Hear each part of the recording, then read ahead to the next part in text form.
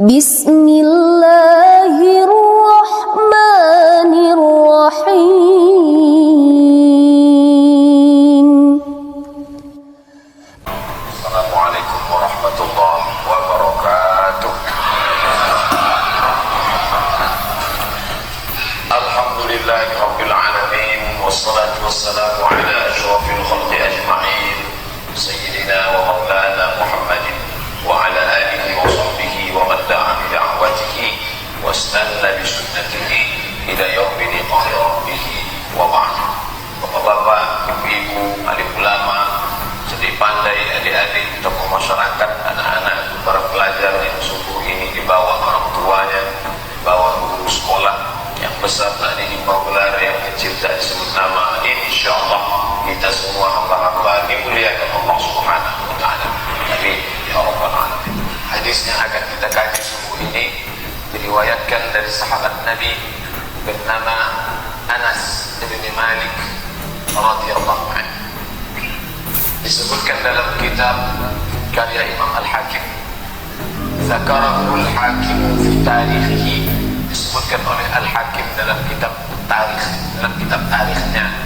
Maka bagi yang menulis menerjemahkan di ujung dalam kurung HR Al-Hakim, riwayat Al-Hakim koma dalam kitab tarikh.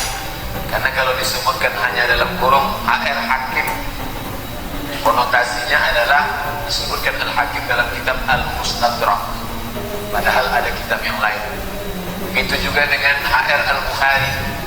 Kalau hanya disebut HR Al-Bukhari, berarti konotasinya hadis riwayat Al-Bukhari dalam Sahih. Tapi kalau riwayat Al-Bukhari dalam kitab Adabul Mufrad, maka mesti disebutkan HR Al-Bukhari koma dalam kitab Al-Adabul Mufrad. Ini etis, amanah ilmiah. Jangan sampai yang membaca salah baca, lalu dia cari di kitab yang dia sangka tempat letak hadis ini ternyata tidak ada, menimbulkan fitnah. Disebutkan Al-Hakim dalam kitab tarikhnya, diriwayatkan dari Anas bin Malik radhiyallahu anhu, qala Rasulullah sallallahu alaihi wasallam, Rasulullah bersabda, wailun, wail, celaka. Makanya dalam Quran ada kita baca wa wailul lil musallin, celakalah orang yang salat. Neraka wail bagi orang yang salat. Ada kata itu mengandung dua makna. Wa wailun, celakalah dia, binasalah dia, hancurlah dia. Wail, neraka wail lah bagi dia. Karena ada neraka saqar. Ma salakakum fi saqar, kenapa kalian masuk dalam neraka saqar? Lam nakum minal musallin, kami tidak salat. Wa lam nakun nut'imul miskin, kami tidak beri makan orang miskin. Ini tentang masalah nama-nama dan penghuninya. Sedangkan di awal hadis ini dikatakan wailun, celaka. Dalam ayat ada pula ayat lain digunakan kata wail. Wailul likulli humazatil lumazah, celakalah mereka yang membawa-bawa cakap, yang mengadomba, membawa pemberitaan yang tidak benar, palsu, membawa-bawa berita-berita bohong untuk menimbulkan pertikaian. Wail. Dalam hadis pula digunakan ada kata wailun lil aqab, celakalah tumit-tumit. Hadis riwayat Abu Hurairah. Kenapa disebut celaka tumit? Celaka tumit yang ketika berwudu disiramkan air kena ujung kaki saja, hidupkan keran, atau disiram ujungnya saja, tumit tak basah. Maka kata Nabi, wailun lil aqab, celakalah tumit-tumit yang tidak terkena air ketika berwudu. Dalam hadis ini di awalnya dikatakan wailun, celaka. Siapa itu yang celaka? Li ummati, umatku, umat Muhammad sallallahu alaihi wasallam. Seandainya Nabi mengatakan wailun lil yahud, memanglah Yahudi celaka. Kenapa Yahudi celaka? Wa qalatil yahudu Uzair ibn Allah, orang Yahudi mengatakan Uzair anak Allah, celaka mereka karena mengatakan Allah punya anak namanya Uzair. Wailun lil nasara, celaka orang Nasrani. Kenapa mereka celaka? Karena mereka mengatakan Isa anak Tuhan. Wa qalatil nasara al-masih ibn Allah, orang Nasrani mengatakan Al-Masih anak Allah. Maka kita setiap kali menyebut nama Allah subhanahu wa ta'ala. Subhanahu, maha suci dia, tak mungkin dia punya anak, tak mungkin dia punya istri. Wa ta'ala, maha tinggi dia dari sifat-sifat yang disebutkan manusia. Subhanallah, daripada sifat-sifat yang disebutkan oleh mereka. Mereka katakan wa qalatil yahudu yadullah maghlulah. Orang Yahudi mengatakan tangan Tuhan terbelenggu. Qalatil yahud, orang Yahudi berkata yadullah maghlulah, tangan Tuhan terbelenggu. Mereka lah yang terbelenggu. Kalau ada mengatakan celaka Yahudi, celaka Nasrani, celaka Majusi, yang menyembah yang tak layak disembah karena menodai kesucian Allah. Tapi dalam hadis ini dikatakan Nabi, wailun li ummati, celaka umatku. Siapa umat yang celaka itu? Masukkah kita ke dalamnya? Na'udzubillah wal iyadzubillah wa na'udzubillah min syururi anfusina wa sayyiati a'malina. Kemudian kita sedang mengukur diri kita, apakah kita masuk yang celaka atau selamat. Kalau masuk supaya segera bertaubat mencari jalan kebenaran. Kalau sudah selamat supaya tetap istiqomah di dalam keselamatan sesuai dengan doa Allahumma inna nas'aluka salamatan. Jadi wailun li ummati, celakalah bagi umatku. Siapa itu?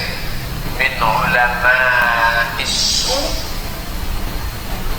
Dua kata yang kontradiktif. Ulama su. Kalau disebut juhala, su itu sejalan. Juhala jamak dari jahil. Jahil orang goblok, bodoh, dungu. Juhala jamaknya. Su jahat. Orang bodoh jahat. Gara-gara bodoh itu dia menjadi jahat. Dia tidak tahu hukum hakam, lalu dia melanggar aturan-aturan, maka dia menjadi jahat. Tapi yang kata Nabi terlaknat, celaka, binasa ini adalah min ulama isu, ulama yang jahat. Dua kata yang kontradiktif. Ulama diambil dari kata ilm, ain lam mim, orang yang punya pengetahuan. Satu orang alim, dua orang aliman, tiga orang ulama. Jadi penggunaan kata dalam sambutan orang kita yang terhormat, alim, ulama, cerdik, pandai, itu dua-dua ada disebut. Sudah alim, ulama lagi. Itu ulama kami itu. Kalau satu orang tak usah pakai jamak, Pak Mubazir, itu orang alim di antara kami. Tapi kalau dia ada tiga orang ulama, makanya disebut Majelis Ulama Indonesia. Ulama usul, ulama alim berilmu, tapi su jahat. Makanya sahabat pun heran ketika Sayyidina Umar bin Khattab pernah berkata, inna akhwafa ma akhafu alaikum, yang paling aku khawatirkan di antara perkara hal yang paling mengkhawatirkan menimpa kamu nanti adalah al-munafiqul alim. Al-alimul munafiq, orang berilmu tapi munafik. Maka sahabat yang mendengar berita ini bertanya, kaifa yakunu munafiqan aliman? Bagaimana mungkin seorang yang munafik bisa alim? Ini kan dua kata yang kontradiktif. Kalau orang jahilun munafiqun sejalan, orang jahil munafik. Bagaimana mungkin orang alim bisa munafik? Kata Umar menjawab, alimul lisan munafiqul qalbi wal amal. Lisannya alim, kata-katanya santun, tapi hatinya munafik dan perbuatannya munafik. Maka tidak ada yang lebih membahayakan daripada umat ini adalah selain daripada ulama su, ulama yang jahat. Makanya Imam Al-Ghazali meninggal tahun 505. Mudah mengingat Al-Ghazali. Imam Al-Ghazali meninggal 505 Hijrah. Dan yang punya kitab sampai hari ini, kitabnya dibaca di seluruh pesantren-pesantren di Indonesia. Ihya Ulumuddin, panjang lebar dia bahas tentang pembahasan ulama su, ulama yang jahat, ulama yang mulutnya pandai tapi hati yang tidak baik. Dan itu tidak hanya terjadi pada kita.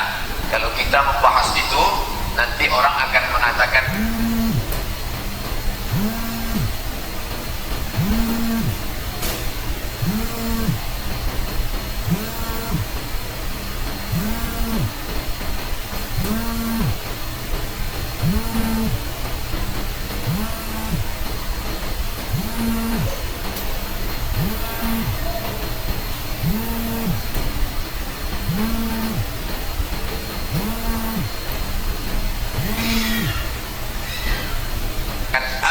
Ustaz membukakan air sendiri. Kata pepatah orang Melayu, menempuh air di dulang, terpercik muka sendiri. Itu bisa terjadi pada ulama dalam tanda tip orang berilmu dalam namanya Paus Innocent. Innocent artinya tak berdosa.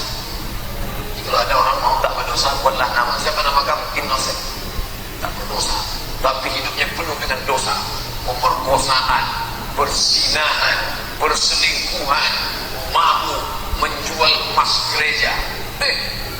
Ustaz jangan ngomong tentang masalah agama orang lain. Ini penistaan agama, nanti dituntut. Berani Ustaz? Bukan saya ngomong, saya kan sedang cerita. Saya menceritakan tentang isi buku yang menulis orang Kristen sendiri. Apa judul bukunya? The Dark History of the Pope. Dark, gelap, hitam, kelam, histori, sejarah Pope, Pope, Pope, Paus, sejarah hitam para Paus. Paus Innocent, luar biasa. Ada Paus Sergius. Paus Sergius berzina, melahirkan anak, lalu anaknya itu punya anak lagi, penuh dengan penistaan, penodaan terhadap agama. Salah satu mengapa orang Barat itu benci kepada agama, kenapa mereka menjadi sekuler, mengapa mereka menjadi anti agama, menjadi ateis, berakhir dengan hidup tanpa agama, itu gara-gara ulama usul, ulama yang jahat.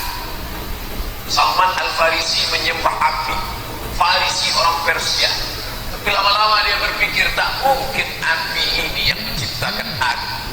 Mana mungkin api? Di Persia ada api abadi. Sampai hari ini kalau ada acara Olimpiade Internasional, mereka mengambil obor api abadi dari Persia yang tak padam untuk selamanya.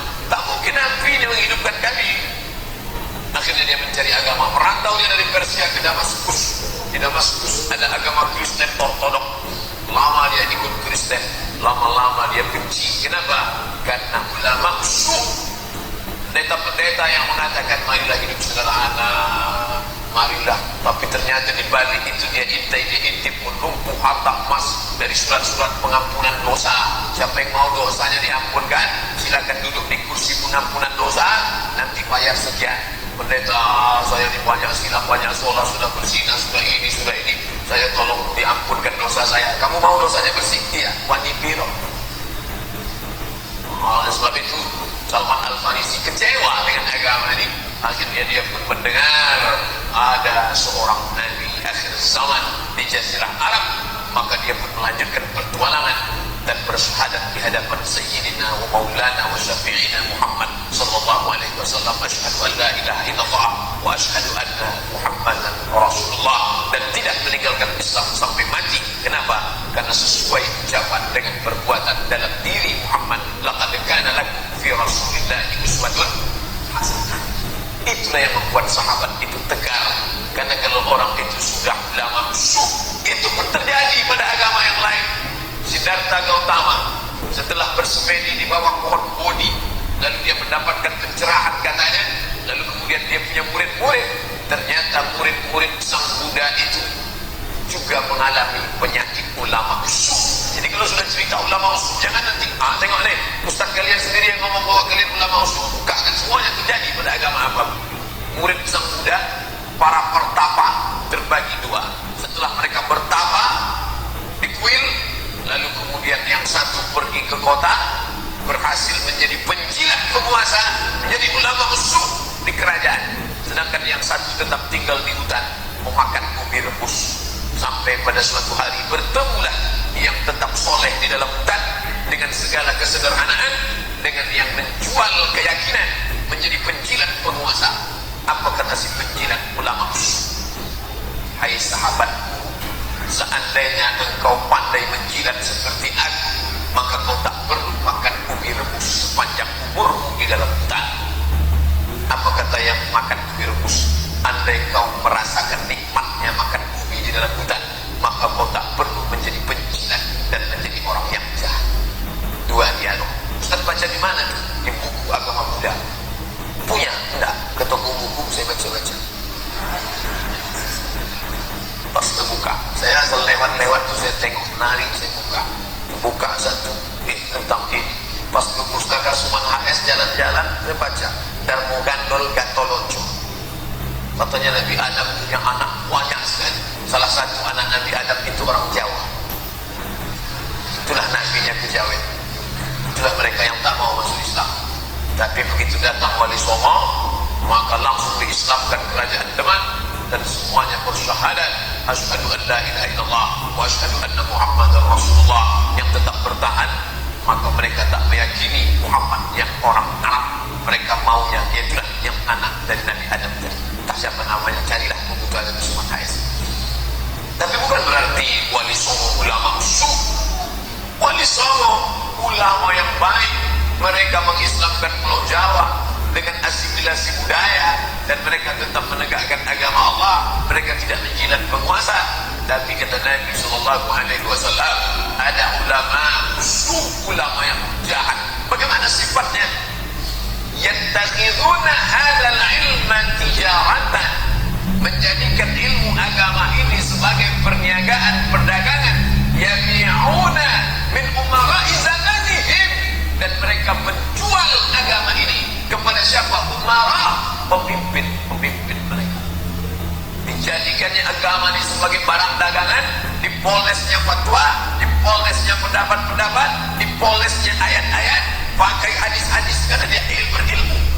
Untuk apa? Tijaratan, barang dagangan. Yabi'una, dijualnya. Kepada siapa dijualnya? Min umara, kepada pemimpin zamanihim, di zaman yang hidup. Untuk apa? Ribahan di anfusihim, untuk keuntungan pribadi, ormas, partai, kepentingan sesaat. Yang terjadi sekarang, bingung umat ini pada partai Islam, lambang Islam, kenapa menjual fatwa, kenapa mendukung pemimpin kafir? Heran orang, sungguh di jawabannya. Inilah jangan heran saudara. Nabi sudah menyebutkan ini 14 abad yang lalu. Bahkan ustaz-ustaz kita yang lurus-lurus pun hampir terjebak. Saya dapat iklannya, saya tengok ini tak betul.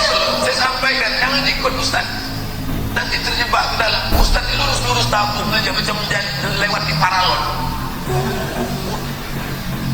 Tengok dulu ustaz, antum punya nama baik, dijebak orang, nanti duduk satu majelis sama orang penjual agama. Hati-hati, kejahatan terjadi bukan hanya karena ada niat dari pelakunya, tapi juga karena ada kesempatan. Waspadalah.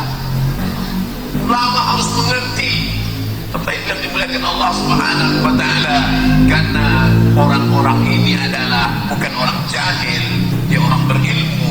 Al-juhala bilibasil ulama, mereka memakai pakaian-pakaian ulama, sorban-sorban ulama, jubah-jubah ulama, tapi isinya adalah setan. Kadang kita suzon dengan anak-anak muda. Saya naik pesawat, duduk di belakang, di depan ada anak muda pakai celana jeans, rambut anak-anak muda itu. Kalau rambut ustaznya gitu, rambut anak muda, oh pakai baju kaos, pakai airpod. Saya nengoknya dari belakang, ini anak muda penghuni neraka. Tak berapa lama digulungnya airpodnya, masuknya ke depan, duduk dia, dipukul-pukulnya kursi itu. Astagfirullah. Tak pula saya minta maaf sama dia. Tak kasih minta maaf ya, udah tadi udah sudah. Ternyata casingnya setan, isinya malaikat. Tapi sekarang ini banyak bajunya kuku, isinya setan. Bajunya jubah, isinya setan. Bapak-bapak yang punya banyak tersinggung, baguslah. Baik. Memakai ayat-ayat, dipakai tafsir. Saya sudah baca tafsir ini, sudah baca tafsir ini. Nabi sudah mengatakan, ulama usul, mereka nanti akan muncul, kata Nabi SAW. Yattakhiduna hadzal ilma tijaratan, dijadikannya agama ini sebagai tijarah, barang dagangan. Siapa yang mau beli fatwa ini, siapa yang mau beli pendapat ini, saya sudah godokkan ini dari kitab usul fikih, dari kitab fikih, dari qawaidul fikih, dari tafsir klasik, dari tafsir ini. Saya sudah baca, bahasa Arab mantap, balaghah oke, nahwunya hebat, menghafalnya mantap. Tapi untuk apa? Yabi'una, mereka jual barang ini karena ada kepentingan di balik itu, simbiosis mutualisme. Ada yang punya barang ingin keuntungan, ada yang punya uang dan ingin memanfaatkan ini. Maka umat Islam yang tidak punya pendidikan hanyut bagaikan kiampang, kemana air deras kesana. Dengan nama ormasnya, dengan nama besarnya, dengan kiai haji profesor doktor, dengan nama melang Bapak Ibu yang dimuliakan Allah Subhanahu wa taala, kalau sampai kita di zaman itu rasanya sudah kembali kepada tuntunan. Betul kata Nabi, man ya'ish ba'di, kalau kalian hidup sesudah aku nanti, fasayara ikhtilafan katsira, kalian akan menengok silang pendapat bermacam-macam, ikhtilafan katsira. Bagaimana nanti kami ya Rasulullah? Alaikum bisunnati, pegang sunnah, tengok aturan yang sudah aku buat. Wa alaikum bisunnati, alaikum bisunnati wa sunnatil khulafa'ir rasyidin min ba'di wa sunnatil khulafa'ir rasyidin al-mahdiyyin min ba'di. Ikut sunnahku, ikut sunnah khulafa' rasyidin yang memberikan jalan pencerahan. Dengan jalan itu kalian bisa membedakan mana yang benar, mana yang salah, mana bengkok, mana lurus, mana hitam, mana putih. Abdu alaiha bin nawajis. Kalau kalian sudah dapat, gigit pakai gigi geram, petir menyambar, kilat nampak, tapi dia tak akan lepas. Kenapa? Karena kalian sudah mengetahui kebenaran. La yadurrukum man dhalla idza tadaitum. Orang yang sesat tak akan dapat menyesatkan kalian. Dengan syarat apa? Idza tadaitum, kalau kalian tahu jalan. Kalau kalian tahu jalan, maka tak ada satupun yang dapat menyesatkan kalian. Tapi kalau kalian tak tahu jalan, banyak super taxi yang akan membuat kalian mutar-mutar. Super taxi yang atas ini tak semuanya jahat, tapi ada juga yang membuat orang mutar-mutar hanya ingin menaikkan argo supaya terus berputar. Ribhan li anfusihim, untuk keuntungan semata. Masuk WhatsApp Ustaz Somad, ini kalau sampai partai Islam tidak mendukung orang kafir ini, nanti akan musnah partai Islam ini dari permukaan dunia, akan hilang partai Islam ini dari Indonesia. Oleh sebab itu kita mesti mendukung orang kafir ini. Allah sudah berfirman dalam Al-Quran, A'udzubillahi minasyaitonir rajim, illa man ukriha. Kalau kita dalam keadaan terpaksa, maka kita boleh mendukung orang kafir dengan syarat wa qalbuhu mutmainnun bil iman. Yang penting hati tetap beriman. Oh, kau juga tadi. Sangkanya saya tak tahu. Kalau saya tak tahu, misalnya, oh betul juga ya. Mulut kita kafir tak apa-apa, kita dukung orang kafir tak apa-apa. Yang penting hati kita tetap beriman. Kita dalam keadaan tertekan nih. Saya kasih 3 jawaban. Pertama, ayat itu terkait dengan orang yang bernama Ammar bin Yasir. Nama anaknya Ammar, nama ayahnya Yasir, nama emaknya Sumayyah. Satu keluarga budak hamba sahaya berkulit hitam, Ammar, Yasir, Sumayyah. Nama tuannya Abu Jahal. Nabi lewat di depan rumah mereka. Nabi mendengar satu keluarga ini sedang berteriak, tolong, tolong kami. Nabi tidak bisa menolong dalam keadaan lemah. Sampai-sampai Sumayyah akhirnya mati syahid. Perempuan syahid pertama dalam Islam, Sumayyah, ditombak jantungnya oleh Abu Jahal, mati Sumayyah. Sedangkan Ammar disiksa sampai hilang kesadaran, tak lagi sadar mengucapkan kata-kata kekafiran. Datang sahabat melapor ke Nabi, ya Rasulullah, kami sedih. Kenapa sedih? Kawan kami Ammar sudah kafir. Kami dengar kata-kata kafir keluar dari mulutnya. Inilah orang yang dibela oleh Allah langsung. Ayat turun membela Ammar. Orang yang curiga, khawatir Ammar sudah kafir, turun ayat illa man ukriha, dia tidak kafir. Kenapa? Kata-kata kafir keluar dari mulutnya karena dia dipaksa. Wa qalbuhu mutmainnun bil iman.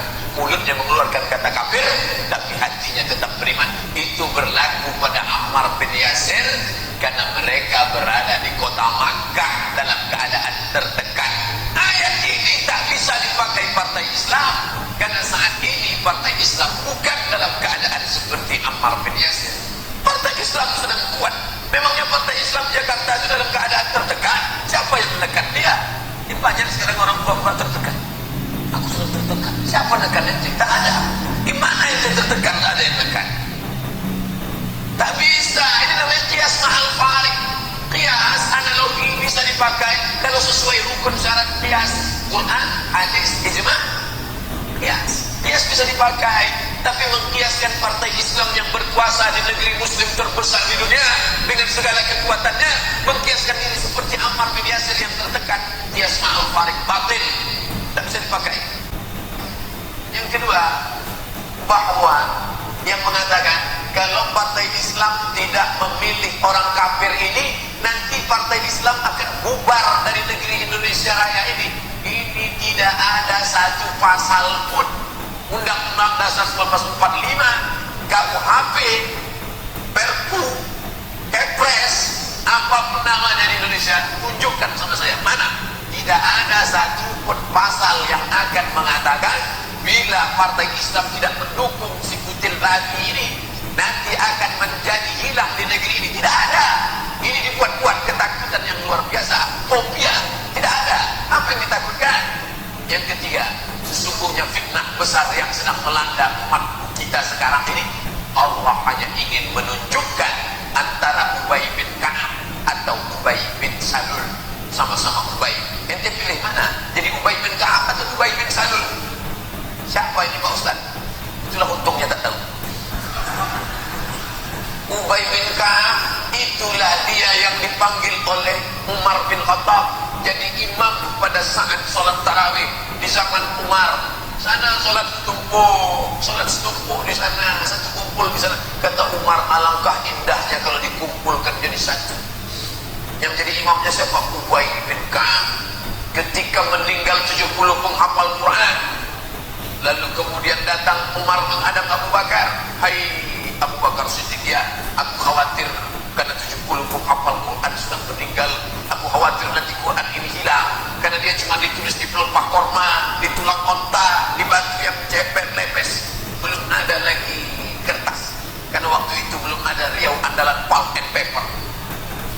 Aku khawatir nanti Quran ini akan hilang dari permukaan bumi, karena penghafalnya sudah banyak yang mati syahid. Bagaimana kalau Quran ini kita tulis? Kata Umar, ini usulku Umar. Abu Bakar, kata Abu Bakar, aku takut menuliskan Quran dalam satu buku, karena Nabi tak pernah menyuruh perbuatan yang tak dibuat Nabi. Bid'ah wa kullu bid'atin dhalalah wa kullu dhalalatin finnar. Masuk neraka nanti kita. Kata Umar bin Khattab, ini maslahat penting untuk umat. Akhirnya lembut hati Umar. Kalau begitu, ialah kita bukukan Al-Quran ini. Tapi siapa yang kita layak? Anak muda ini yang mesti buat. Umar bin Khattab sudah tua, dan Abu Bakar pun sudah tua. Waktu itu umur Abu Bakar Siddiq 62 tahun. Maka kalau begitu bagaimana? Kalau begitu kita cari anak muda yang cerdas, hafalannya kuat. Siapa dia? Itulah Ubay bin Ka'ab, ketua panitia pengumpulan Al-Quran. Ubay bin Ka'ab dibantu oleh sekretaris Zaid bin Thabit. Zaid bin Thabit, anak muda. Ketika Nabi meninggal umurnya 20-an tahun, Ubay bin Ka'ab pun anak muda yang hafalan Qurannya luar biasa, bacaannya hebat. Tapi ada satu lagi, Ubay bin Salul, induknya munafik. Pangkalnya boleh sama, tapi ujungnya luar biasa. Oleh sebab itu, fitnah yang besar luar biasa ini hanya cara Allah ingin menunjukkan kepada umat ini. Ini Ubay bin Ka'ab, ini Ubay bin Salul. Engkau pilih yang mana? Jalan terbentang luas. Wa alhamaha fujuraha, ada jalan fujur. Wa taqwa, ada jalan takwa. Qad aflaha man zakkaha, beruntung orang yang memilih jalan ini. Wa qad khaba man dassaha, celaka orang yang memilih jalan ini. Jangan terpukau. Jangan terpukau dengan detailnya, jangan terpukau dengan hafalan Qurannya, jangan terpukau dengan embel-embelnya. Kenapa? Karena Nabi sudah peringatkan akan ada orang-orang yang memperhiasi kata-katanya, menghiasi dengan cara pidato, ceramahnya, argumentasinya, dengan cara hujahnya. Tapi sebenarnya mereka hanya akan menjual agama ini untuk apa? Ribahan. Rabah, ribah. Untuk. Makanya ada murabahah. Pak, Bapak mau ternak kambing ya? Iya. Punya modal? Enggak. Ini sebentar lagi kan hari raya kurban. Rajab, Sya'ban, Ramadan, Zulqa'dah, Zulhijjah. 5 bulan kambing besar. Iya. Kasihlah saya modal Pak. Ini modal. Nanti kalau berhasil kita bagi ya. Iya. Akadnya itu namanya mudharabah. Ada satu lagi akad permodalan namanya murabahah. Murabahah diambil dari kata 3 huruf. Rabahah. Ribah. Untung. Maka dalam hadis ini dikatakan ribahan, mereka mencari keuntungan dengan fatwa-fatwa, pendapat, ayat, dalil-dalil, diobok-obok, dikacau-kacau, dicampur-campur, mix macam-macam. Yang penting dapat keuntungan. Untuk siapa? Li anfusihim, untuk diri, untuk keluarga, untuk anak, untuk ini, rumah mau berubah, kendaraan mau diganti, ormas mau besar, mau bangun sekretariat, untuk ke depan, untuk untuk ini, untuk ini, untuk ini, untuk ini, untuk ini. Yastaruna bi ayatillah, dijual ayat-ayat Allah, dijual fatwa-fatwa agama Allah. Zamanan qalila, dengan harga yang sedikit. Kalau datang ulama yang lurus, yang istiqomah, memberikan nasihat, kenapa kalian jual agama ini dengan harga yang sedikit? Sampai hati kalian menjual fatwa ulama ini dengan harga sedikit. Sampai hati kalian menjual agama ini dengan harga yang sedikit. Pak Kiai, kalau 500.000 itu sedikit, tapi kalau 500 juta itu tak sedikit bagaimana? Makna kata Allah zamanan qalila, harga sedikit, bukan 500 juta, bukan 5 miliar. Makna sedikit kalau dibandingkan akhirat beserta isinya. Dunia ini sedikit, berapapun kau dapat dari curkam-curkam pencari dunia itu sedikit, tak ada apa-apanya dengan kenikmatan akhirat. Ambil ujung telunjukmu, kau celupkan ke dalam air. Jangan khawatir, saya akan minumnya nanti. Kau masukkan ujung telunjukmu ke dalam, lalu kemudian kau tengok berapa. Itulah dunia. Itulah dunia, yang satu tetes itu. Yang satu tetes itulah dunia. Sedangkan akhirat mana? Samudra yang luas. Maka kalau kau dapat, kau cuma dapat setetes itu saja. Untuk memakai musuhmu kau tak bisa. Apa yang kau dapat? Cuma setetes. Falyanzur bima yarji. Celupkan tanganmu ke dalam lautan, fil yammi, dalam laut samudra. Lalu kemudian kau tarik ke atas, tengoklah. Maka lihatlah yang satu tetes. Falyanzur bima yarji. Tengok apa yang naik ke atas. Itulah dia. Sementara akhirat sudah kau tinggalkan, azab akan menerimanya. Untuk apa Ustaz ceramahkan ini di depan kami? Ini kan cocoknya Ustaz ceramahkan di depan MUI, di depan Muhammadiyah, di depan NU. Karena banyak jamaah yang bingung, karena banyak jamaah yang bagaimana zaman ini sekarang Pak Ustaz. Mudah-mudahan setelah diceritakan ini hilang bingungnya. Oh, sudah disebutkan Nabi ternyata. Kalau sudah diceritakan bingung juga, tak tahu lagi apa yang harus diceritakan. Riba'an li anfusihim, mereka hanya mencari keuntungan untuk diri mereka, anak mereka, keluarga mereka. Anak mau sekolah S1, S2, S3, istri mau belikan perhiasan, cincin emas, gelang emas, lubang emas, ranting emas, segala macam, gigi emas. Orang tua mau berangkat haji, umur sudah 70 tahun. Kalau disetor sekarang berangkatnya 2030. Kalau sudah 70 sekarang 85 baru berangkat, apa lagi? Jadi gimana? Kok NH plus berapa? Paling murah 100 juta. Duit dari mana? Paksa dan dijual agama ini demi untuk mendapatkan ini. Ustaz Somad ya, kebetulan keluarga kami di Jakarta, Ustaz, alhamdulillah mereka ini pembimbing jamaah majelis taklim, ibu-ibu mantap, mudah-mudahan istiqomah. Baru aja berangkat umroh berapa hari kemarin Pak Ustaz. Titip doa ya, salam untuk Rasulullah, mudah-mudahan. Iya Pak Ustaz, tapi mereka berangkat umrohnya dari calon pasangan nomor sekian. Berangkat ramai-ramai, bayar. Dia tak peduli duit dia banyak, karena dia dapat dari 9 cacing. Jangan katakan 9 naga, naga itu besar, cacing. Cacing tanah sama cacing kilo. Orang Melayu tahu cacing kilo. Inilah yang akan memberikan.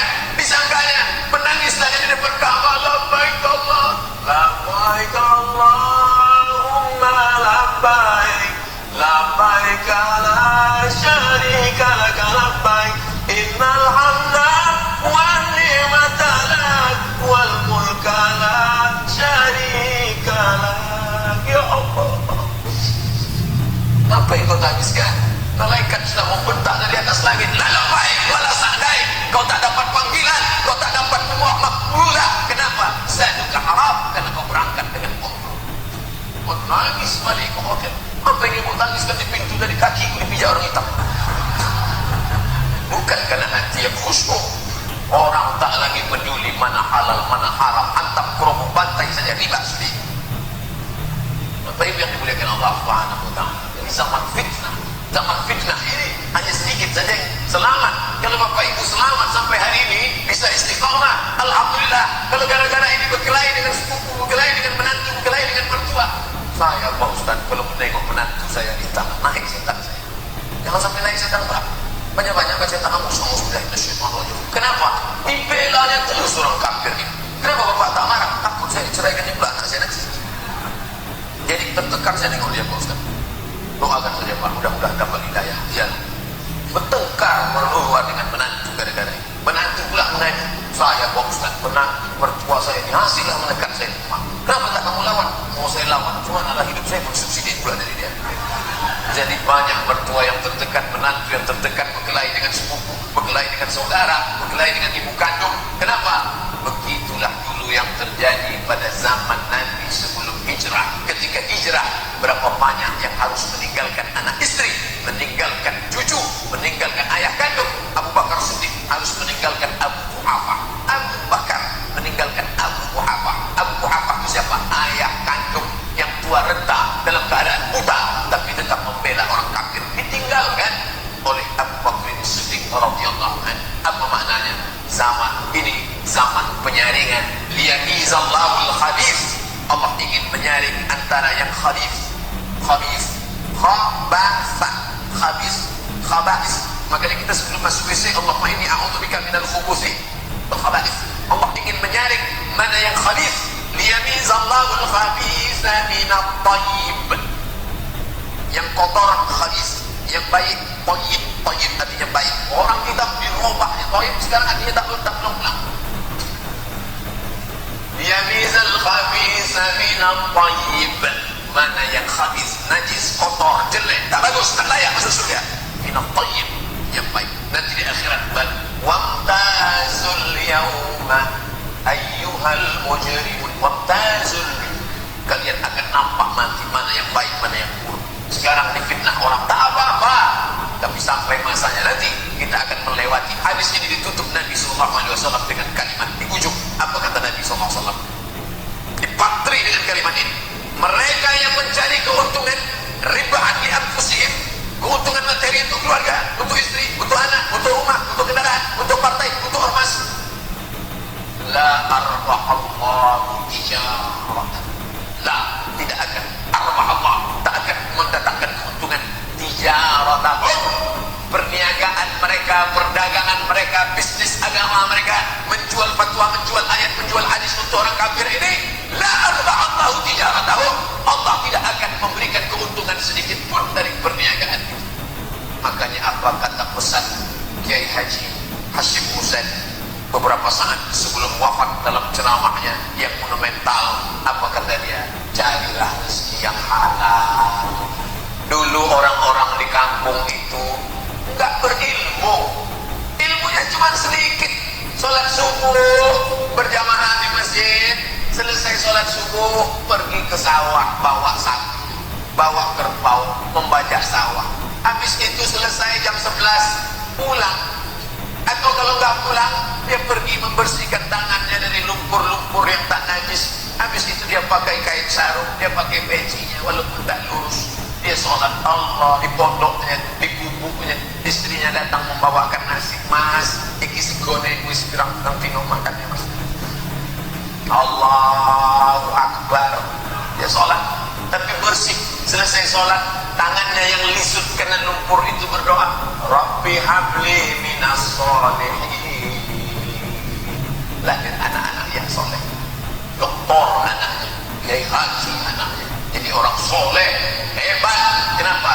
Doa orang yang bersih makannya. Tapi hasil dari duit haram nih, duit menjual fatwa ayat Allah ini hebat. Profesor doktor, apa yang terjadi dengan anak-anaknya? Pecandu narkoba. Anak Pak Anu gimana sekarang? Alhamdulillah 2 Pak Ustaz, tapi katanya 5, tinggal 2 aja lagi. Kok tinggal 2? 1 setan, 1 hantu. Tak terbuka hati untuk yang baik. Kenapa? Disuapkan makan haram. Rabbi habli minas salihin, Rabbi habli minas salihin. Mat'amuhu haram, makanannya haram. Masrabuhu haram, minumannya haram. Malbasuhu haram, pakaiannya haram. Wa ghudhiya bil haram, disuapkan makanan haram. Bini makan haram, anak makan haram, cucu makan haram. Maka tidak akan mendatangkan kebaikan. Dimakan yang haram menjadi darah daging, darah akan naik ke jantung, disemprotkan masuk ke otak, maka pikirannya pun akan haram. Heran saya Pak Ustaz, kenapa ini sudah saya masukkan ke pondok pesantren lari, masukkan pondok hafal Quran lari, masukkan. Sekarang di mana? Gak sekolah sama sekali. Kenapa? Karena kau kasih dia makan haram.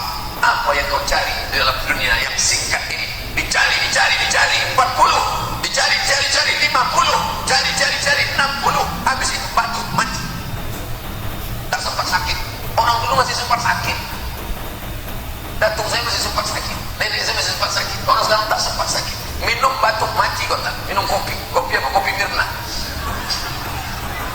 tak sempat lagi sakit, tak sempat lagi kawan membisikkan ke telinga. Kalau zaman dulu masih sempat orang sakit. Sakit adalah rahmat, cara Allah menghapuskan dosa dan mengangkat derajat. La yusibul mu'min min nasabin wala saqamin wala hammin wala syaukin yasnakuha. Kau ditimpa penyakit gundah gulana, susah hati sampai duri menusuk tapak kakimu, illa kafarallahu anhu biha sayyi'ati.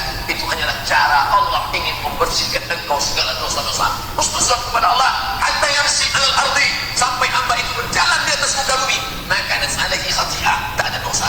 Berjalan dia di atas muka bumi tak ada dosanya. Kenapa? Sudah diampunkan Allah. Ketika dia mati menghadap Allah, tertunduk dia mengingat dosa-dosanya di masa ingat.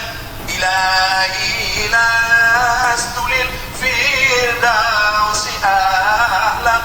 Aku tak sanggup masuk surga ya Allah, wala aku anak dari jahili. Tapi aku pun tak sanggup masuk neraka. Mau masuk surga amalku tak ada, mau masuk neraka aku tak kuat. Zunubi mislu ahdatir rimani, dosaku sebanyak buih lautan, sebanyak pasir di pantai.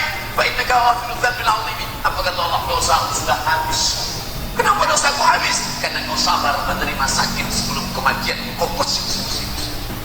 Derajatmu tinggi ke atas. Kenapa aku bisa naik ke atas? Padahal rasanya amalku tak sampai.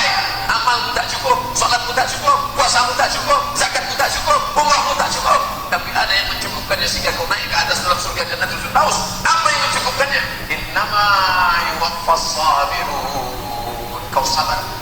Ajrahum bighairi hisab. Sabarmu menerima ujianku membuat amalmu cukup sehingga kau bisa sama dengan Sayyidina Abu Bakar, Umar, Utsman, Ali, Talha, Zubair, Aisyah radhiyallahu anhum ajma'in. Jangan sangka orang sakit itu adalah murka Allah. Tidak. Allah sedang menurunkan rahmat untuk dia. Tapi si mukmin yang katanya beriman, yang katanya berilmu, yang katanya tokoh masyarakat, yang katanya punya ormas, yang katanya punya partai, yang katanya hebat, kaya raya ini tak sempat sakit. Mana dia? Begitu nabrak tiang listrik mati kok. Ustaz nyindir yang nabrak tiang listrik ya? Enggak. Kalau cerita nyindir saya pun bolak-balik nabrak tiang listrik. Sampai sekarang tiangnya belum diganti. Di mana tuh Pak? Tak usah disebutkan. Apa maknanya? Tak sempat lagi sakit, tak sempat lagi dapat naik derajat gara-gara sakit, tak sempat lagi hilang dosa gara-gara sakit. Kenapa? Murka Allah begitu. Ustaz, kata Ustaz dia ini ulama usul, menjual fatwa untuk kafir, untuk maslahat kepentingan sesaat. Kenapa umurnya panjang? Kenapa badannya sehat? Kenapa kekuasaannya tetap tinggi? Kenapa ceramahnya tetap mantap? Kenapa ingatannya kuat? Sanastadrijuhum min haitsu la ya'lamun. Kami mainkan mereka dengan istidraj. Min haitsu la ya'lamun. Mereka tidak sadar. Istidraj. Umli dah, kubulur. Kubuat hafalannya kuat. Dibacanya ayat, nampaknya ayat dibaca itu. Mengingat hadis, hebat usul fikih, hebat fikih, mantap. Terbuka orang mendengarnya. Orang sangka itu adalah nikmat, padahal dia sedang dimainkan dalam makna bernama istidraj. Sanastadrijuhum min haitsu la ya'lamun. Aku mainkan mereka dengan istidraj. Wa umli lahum. Aku gulur, aku tutupi aibnya di dunia. Aku tampakkan dia layak soleh sehingga orang salah sangka. Inna kaidi matin. Tipu daya amat sangat. Tipu daya amat sangat. Berapa banyak orang yang ditipu dengan tipu yang luar biasa. Wa makaru, mereka berbuat makar. Wa makar Allah, Allah balas dengan makar. Wallahu khairul makirin. Allah paling pandai membuat makar, tipu daya. Tapi dia tidak juga sadar. Kenapa? Karena memang azab itu sebentar lagi. Innallaha la yumli lizalim. Allah sengaja mengulur pada orang yang zalim itu, mempermainkan umat, mempermainkan agama, mempermainkan fatwa, mempermainkan ayat. Innallaha la yumli, diulur Allah, diulur. Hatta idza akhadahu, sampai masanya nanti Allah memokok, lam yuflithu, tak disisakannya walau sedikit. Berapa contoh yang memain-mainkan ayat. Innal ladzina amanu, orang yang beriman, wal ladzina hadu, orang Yahudi, wan nasara, orang Nasrani, was sabiin, orang yang menyembah bintang. Man amana, kalau mereka beriman, wa amila salihan, beramal saleh, la khaufun 'alaihim wa la hum yahzanun. Dipelintir ayatnya. Yahudi benar, Nasrani benar, penyembah pokok kayu benar, yang penting orangnya baik, yang penting orangnya sopan, masalah akidahmu tidak perlu ditanya, yang penting gak ganggu orang, yang penting gak merusak orang, maka dia akan masuk surga semuanya. Sebelum kematiannya Allah tunjukkan kuasa. Ente katakan semua agama benar, ya, malah tak dapat ditolak, untung tak dapat diraih. Anak kandung menikah dengan Yahudi dari Rusia. Langkah rezeki pertemuan maut di tangan Allah, dipertemukan Allah anaknya dengan Yahudi itu, nikah dengan Yahudi. Meleleh juga air mata itu, kata Ketua Dewan Dakwah Indonesia. Saya melihat sendiri, kata Ketua Dewan Dakwah, tokoh besar kita itu yang dulu selalu mengatakan ceramah di mana-mana, semua agama benar, semua agama benar. Ketika anaknya menikah dengan Yahudi, meleleh juga air matanya. Apa mau dikata? Rupanya cakap itu hanya untuk orang. Anak kalian nikah dengan Yahudi tak apa-apa, tapi kalau anaknya menangis juga. Apa mau dikata? Allah menunjukkan kuasa di akhir hayat dalam keadaan entah husnul khotimah, entah su'ul khotimah. Nahnu nahkumu bizahir, kita melihat hanya zahirnya. Wallahu yatawalla sarair, Allah yang tahu batinnya, ruhnya. Tapi yang jelas sebelum mati, bibit-bibit azab itu sudah ditampakkan Allah. Pak Ustaz, andai itu azab, andai itu musibah, andai itu azab, andai itu malapetaka, apakah di dunia dapat, nanti di akhirat sudah bersih dia?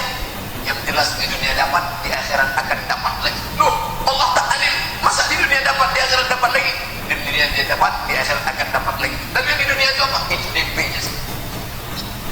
Nanti cashnya akan diterima lagi di akhirat. Kenapa? Karena dosa jariah tetap mengalir. Buku-buku yang sudah ditulis, dicetak, buku-buku yang sudah banyak beredar, dibaca anak-anak muda, dia tak pernah tobat dalam bukunya, maka dibaca orang menjadi dosa jariah yang tak akan pernah putus. Mati samawati wal ardh, selama langit di atas, selama bumi di bawah, selama buku dibaca orang. Liberal, sekuler akan terinspirasi dari buku itu. Man sanna fil Islam sunnatan hasanatan, siapa yang mengajarkan yang baik, falahu ajruha, dia dapat pahalanya. Wa ajru man amila biha, orang lain yang mengamalkannya mengajar pahalanya. Min ba'dihi, setelah dia mati, min ghairi an yanqusa min ujurihim syai'un, pahalanya tak berkurang walau sedikit pun. Man sanna fil Islam sunnatan sayyi'atan, siapa yang mengajarkan yang buruk, yang jelek, yang jahat, yang kotor, falahu wisruha, dia dapat dosanya. Wa wisru man amila biha, dosa orang lain yang melakukannya terus berganti sama, berganti terus, maka dia sedang menuai dosa. Setiap hari mendapatkan tetesan dosa jariah. Sampai kapan? Min ghairi an yanqusa min awzarihim syai'un, dosa mereka tak berkurang, mereka dapat 100, dia mendapat 100, mengalir terus. Maka kita berpikirlah untuk berbuat yang baik-baik. Adapun mereka yang sudah memakai topeng-topeng agama untuk merusak agama Allah ini, kita jaga dengan pengajian yang tetap istiqomah.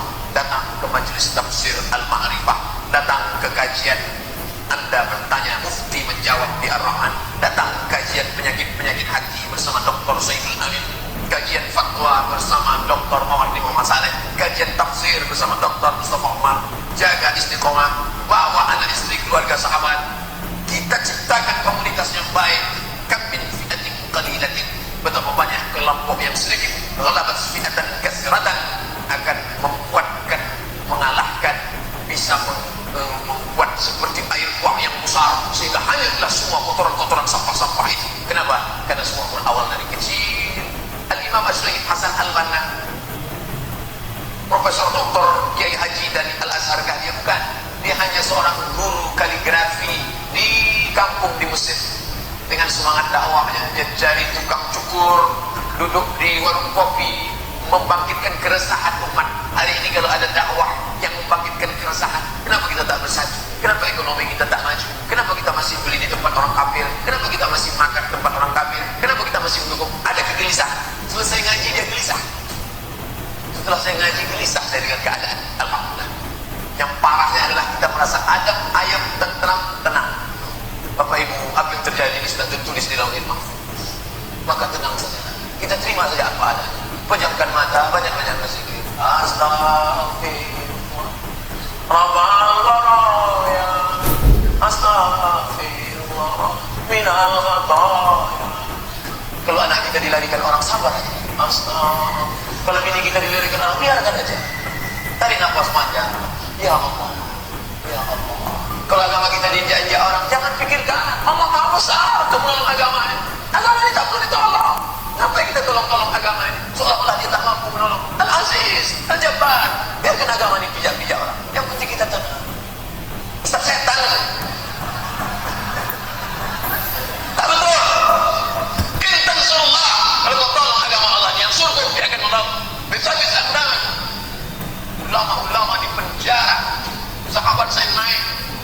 Saya menengok juga, tapi tak ketemu dengan penjaga itu. Sahabat saya naik ke Qol'ah. Qol'ah artinya tembok. Tembok yang dibangun oleh Muhammad Ali Pasha. Muhammad Ali Pasha membangun tembok masjid yang indah di Mesir.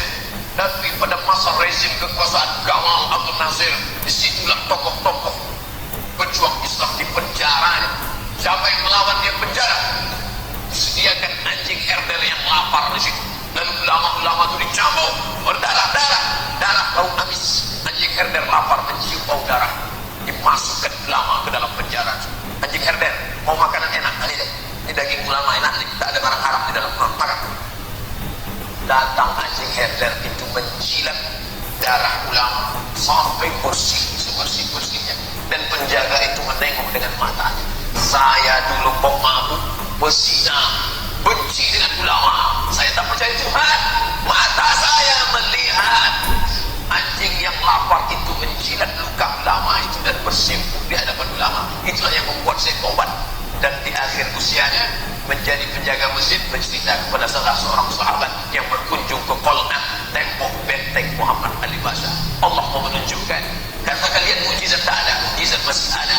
Anjing pun masih bisa membedakan mana ulama, mana perampok, mana penjahat. Tapi hari ini ada manusia yang katanya sudah lulus fit and proper test, tak bisa membedakan mana ulama, mana perampok. Tak tahu dia mana yang mesti ditangkap, mana yang mesti dilepaskan. Makin panjang selama ini, makin banyak orang marah, dan makin jauh kita dari waktu sholat Isra. Sudah masuk jam 6.30. Mari kita laksanakan sholat Isra 2 rakaat. Terima kasih. Mohon maaf atas segala kesilapan. Subhanallah wa bihamdika asyhadu an la ilaha illa anta astaghfiruka wa atubu ilaik. Wassalamualaikum warahmatullahi wabarakatuh.